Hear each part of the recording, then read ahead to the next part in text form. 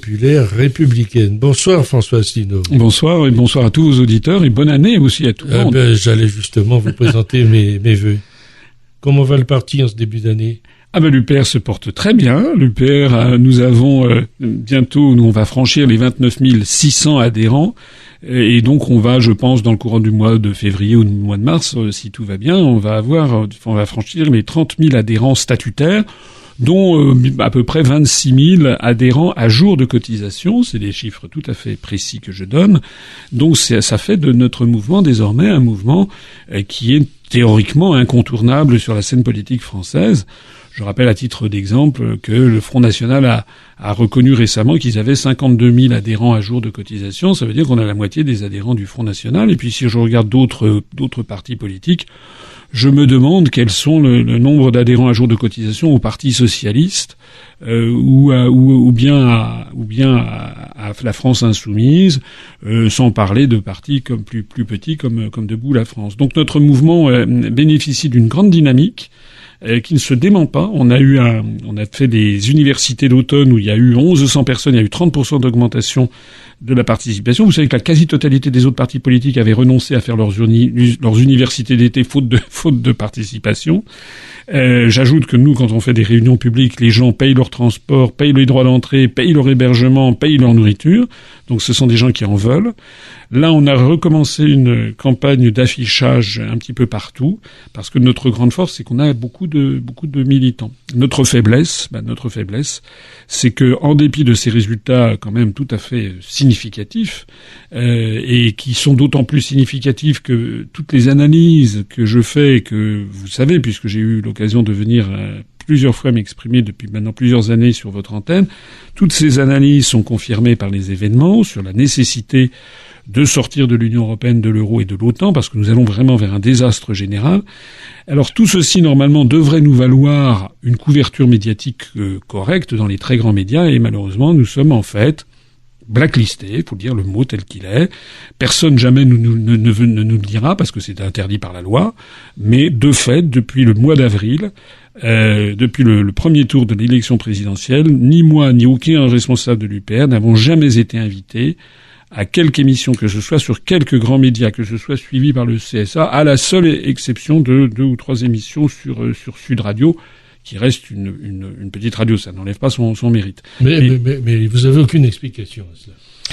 Non, on nous dit à chaque fois qu'il y a toujours, à chaque fois on nous dit, voilà, vous n'avez pas d'actualité. Alors quand on a un congrès triennal comme celui qu'on a eu et qui a vu que j'ai été réélu et qu'on a augmenté considérablement le nombre de membres du bureau national, où on a eu quand même près de 10 000 votants et où on a eu, j'ai été réélu, j'étais la seule liste avec 98% d'approbation.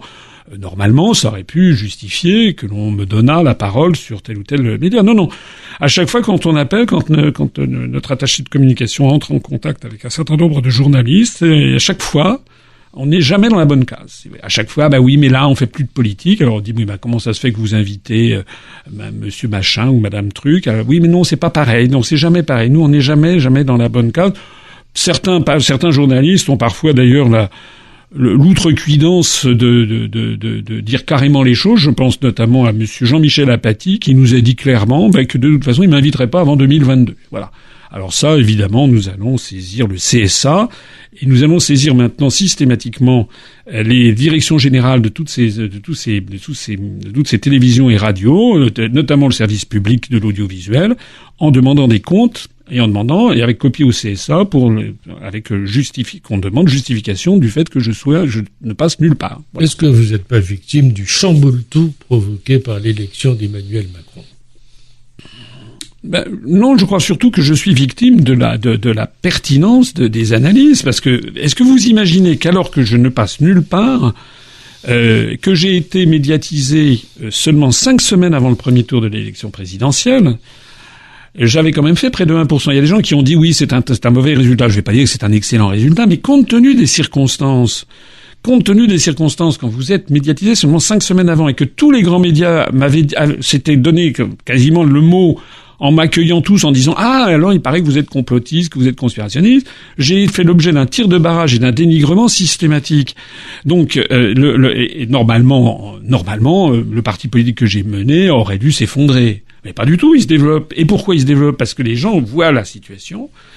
Il y a des choses qui circulent sur Internet, je sais pas si vous les avez vues, on a des militants qui, hors pair, on a des militants qui ont repris certains passages, par exemple, du dernier débat qu'il y avait eu à la télévision, c'était sur France 2, où j'étais venu avec un exemplaire du rapport des grandes orientations des politiques économiques de la Commission européenne, et j'avais dit aux Français, voilà ce qui va se passer si je ne suis pas élu, si c'est un candidat qui veut rester dans l'Union européenne, ce qui a été le cas avec Macron.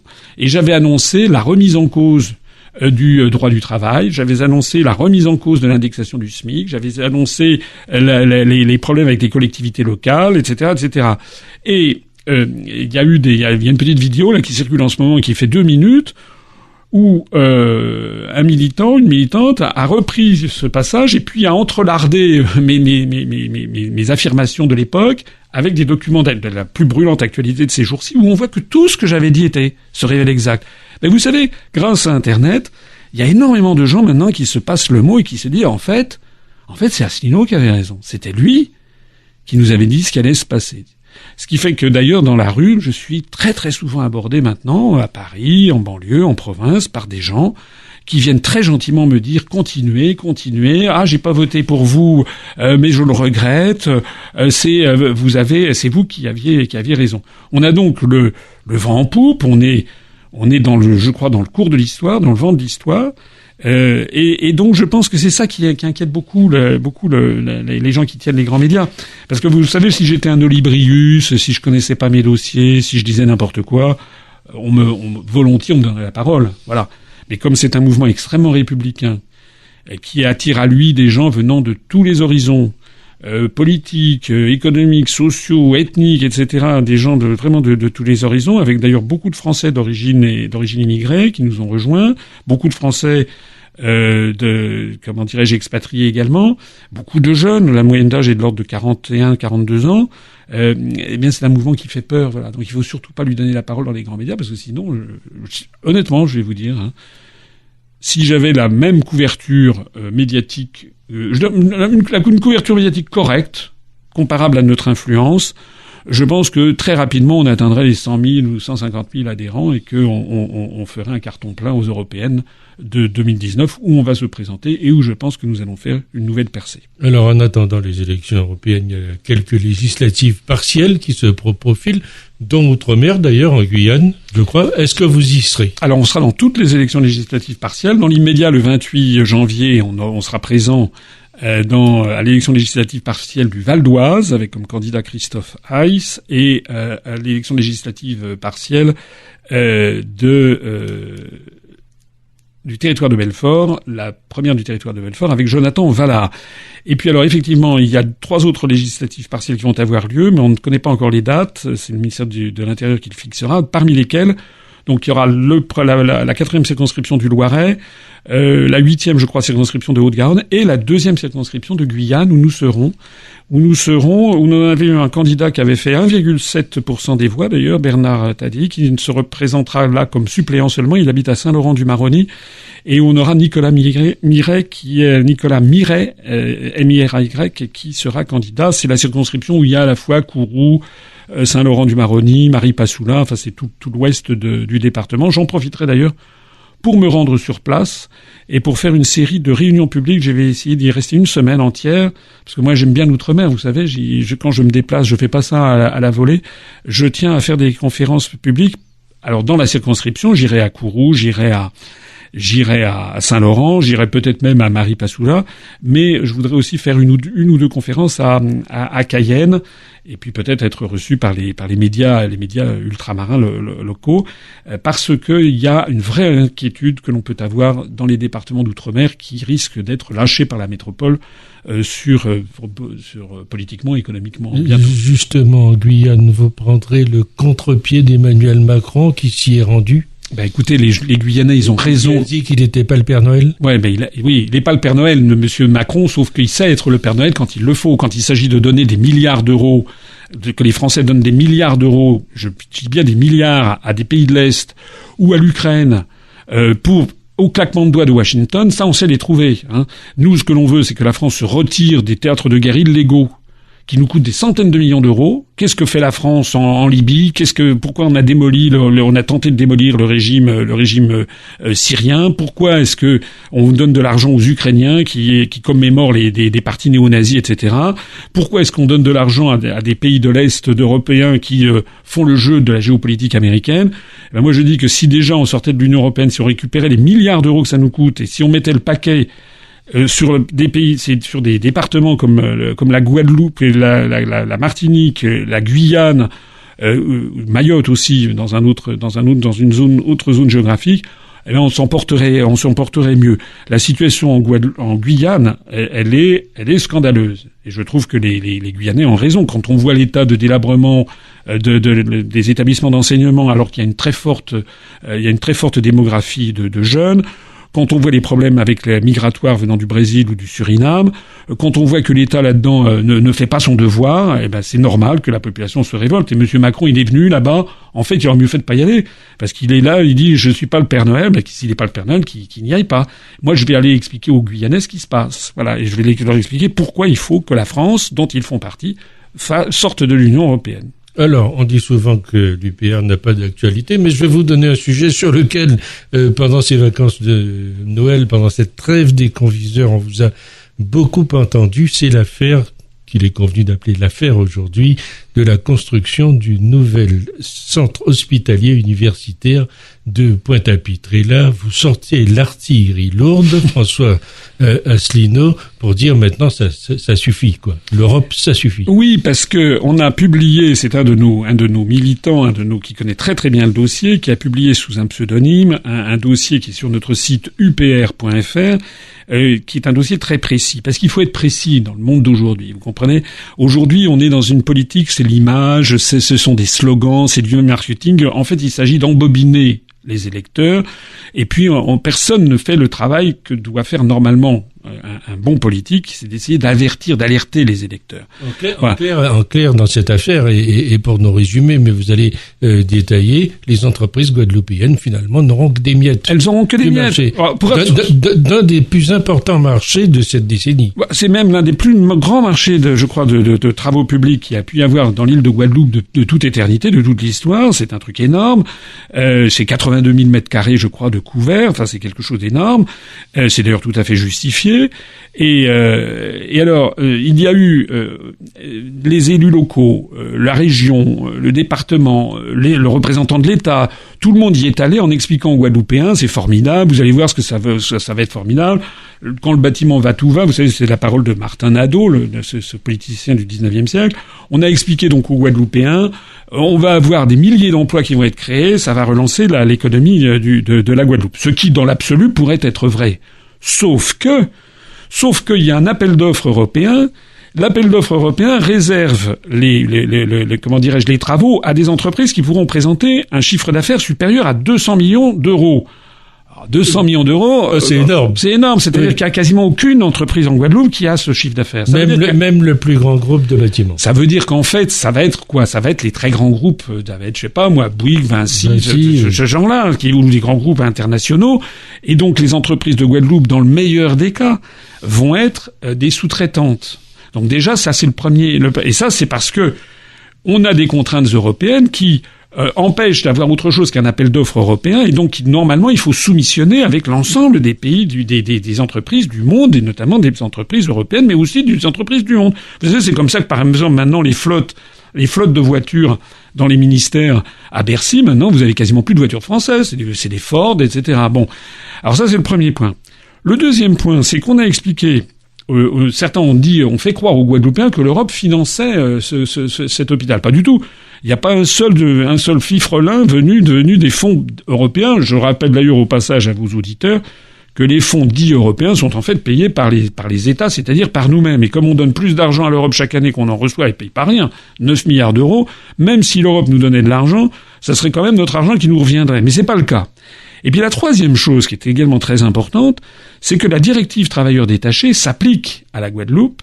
Et d'ailleurs, il y a une note interministérielle qui a été publiée dans notre dossier, qui est une note incroyable, qui a été co-signée par 4 ministres du gouvernement français actuel et qui précise bien que l'on ne peut pas s'échapper à cette directive travailleurs détachés. Ça veut dire quoi concrètement? Ça veut dire concrètement que lorsque les travaux vont commencer, il est tout à fait envisageable, mais il est même probable que les entreprises, elles pourront faire venir en Guadeloupe des travailleurs polonais, bulgares, payés aux charges sociales de la Bulgarie ou de la Roumanie, qui sont extrêmement faibles, qui seront logés dans des Algeco, on imagine, et que les Guadeloupéens n'en verront pas non plus la couleur. Donc, en réalité, le plus scandaleux de toute cette histoire, c'est qu'on a fait croire aux populations. Il y a même eu le préfet, je ne sais pas si vous vous rendez compte, le préfet, bon, il a changé d'ailleurs depuis lors, le préfet qui a signé une charte où il s'engage à favoriser l'emploi local, etc. Mais il ne peut pas au regard des textes européens. On a donc affaire à des dirigeants, je suis désolé de le dire, qui sont schizophrènes. Ou alors qui sont incompétents ou qui mentent. Ou c'est peut-être un mélange d'ailleurs des trois. Alors le plus beau de l'histoire, le pompon, c'est que ce dossier qu'on a diffusé a fait un certain pataquès sur place. Oui, ça a fait du bruit, oui, bien sûr. Moi, j'ai été interrogé par Guadeloupe Première. Notre représentant, Guillaume Pellissier de Féligonde, qui est notre délégué sur place, a été interviewé par RCI, etc. Mais je crois que même France Antilles a fait maintenant un petit papier, parce qu'on dit la vérité. Et ça a fait la vérité quelques jours après cette réunion où on a vu le président de région, la présidente du conseil général et le préfet dire tout le contraire de ce que vous dites. Exactement. Alors, ça a fait un tel pataquès que Victorin Lurel, vous voyez qui c'est? Oui.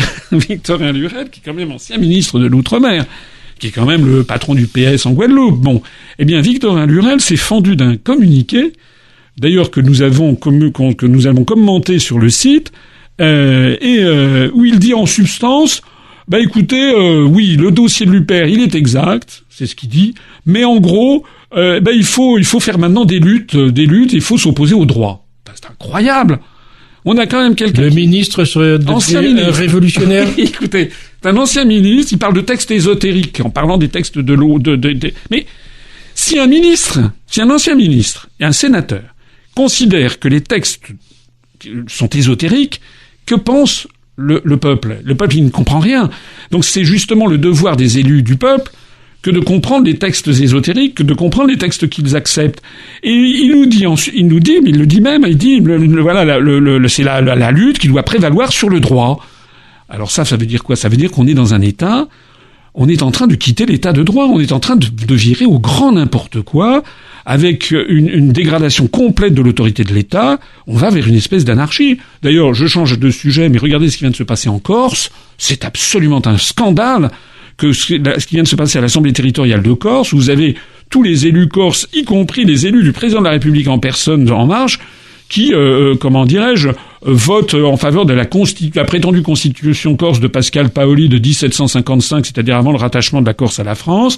Je rappelle que Pascal Paoli était en fait un agent britannique, que ces gens également ont entonné l'hymne corse, qu'ils ont fait des discours en Corse. Enfin, la constitution française est piétinée. Qu'est-ce que fait M. Macron ? Mais sur ce dossier du centre hospitalier de Pointe-à-Pitre, on peut craindre demain des troubles sociaux importants. Parce que est-ce que les petits entrepreneurs du bâtiment, tous les artisans vont se laisser faire comme ça? J'en sais rien. J'en sais rien. Je pense que si effectivement on assiste, comme je le crains, à la mainmise des grands groupes internationaux à Vinci, etc., qui mettent la main là-dessus et qui, comme ils en ont l'habitude en métropole, font venir des Bulgares, des Roumains, des Polonais, je pense qu'effectivement, il va y avoir du grabuge. C'est normal. On peut pas dire à un peuple ou à une population leur faire des promesses constamment et puis que les gens se rendent compte que c'est le contraire de la réalité. Voilà, c'est la même chose qui se passe avec l'euro, avec les bienfaits prétendus de l'Union européenne, etc., etc. Il y a un moment où tout ça va péter. L'Union européenne, finalement, mauvais pour la Guadeloupe. Mais qu'est-ce qu'elle apporte à la Guadeloupe ? Qu'est-ce qu'elle apporte ? Moi, je sais, quand on va en Guadeloupe, moi je me rappelle, quand on arrive à l'aéroport de Pointe-à-Pitre, on voit des drapeaux européens partout, l'escalator a été financé par l'Europe, l'ascenseur, etc., etc. Je rappelle que cet argent... Justement, pour les Guadeloupéens, c'est objectif, ça, c'est concret. Mais c'est de la publicité mensongère, puisque c'est notre argent, je l'ai dit, qui nous revient après qu'on nous en a piqué un tiers, on nous en a piqué 9 milliards. Si on sort de l'Union européenne demain, on aura non seulement On enlèvera tous les drapeaux européens, mais on pourra construire le CHU avec des entreprises guadeloupéennes majoritairement, et puis on pourra donner plus de subventions à la Guadeloupe, et puis on pourra faire autre chose aussi. On pourra mieux insérer la Guadeloupe comme la Martinique dans leur contexte régional. On pourra avoir des relations dans la Caraïbe, parce que je pense que c'est une voie d'avenir, avec les pays alentours, y compris des pays qui ne plaisent pas à certains comme Cuba ou le Venezuela, mais aussi le Mexique, mais aussi Haïti, enfin tout l'arc caraïbe. Et là, de ce point de vue-là, on ne sera plus tenu par la politique étrangère de sécurité et de défense de l'Union européenne qui nous dit qu'il faut pas avoir de relations avec Cuba, avec le Venezuela, etc. On leur dira zut, et la France est une puissance souveraine, et nos compatriotes de Guadeloupe pourront lier des relations d'amitié et de coopération avec les pays de la zone. Dans 1 an et demi, vous préparez pour les élections européennes. Frexit toutes? Ah oui. Plus que jamais, parce que regardez ce qui se passe au Royaume-Uni. Là aussi, on est dans une désinformation complète. On fait croire en France, avec les grands médias, que ce serait la catastrophe au Royaume-Uni, que les Britanniques, paraît-il, se seraient ravagés d'inquiétude à l'idée de sortir de l'Union européenne. Mais c'est du délire. Quiconque se rend au Royaume-Uni constate le contraire.